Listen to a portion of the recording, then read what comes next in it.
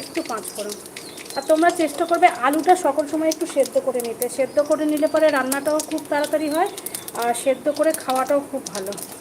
যাতে এমনভাবে একটু সিটি দেবে আলুগুলোকে, অল্প সামান্য একটু জল দিয়ে একটু হালকা করে একটা সিটি মেরে সঙ্গে সঙ্গে ভাতটা খুলে দেবে, তাহলে আলুগুলো কী বলো তো এরকমভাবে একদম গোটা গোটা থাকবে আর একদম সেদ্ধ হবে না। কারণ আমি ম্যাক্সিমাম তরকারি আমি বেশিরভাগ আলুটা প্রেসারে সিটি মেরে জলটাকে আমি আলুর যে রসটাকে আমি পুরোপুরিভাবে ফেলে দিয়ে রান্নাটা করি। প্রত্যেকটা তরকারিতে আমি আলুর রসটাকে ফেলে দিই। তোমরা কী করো সেটা জানি না, তোমরা এইভাবে আলুটাকে রান্না করবে।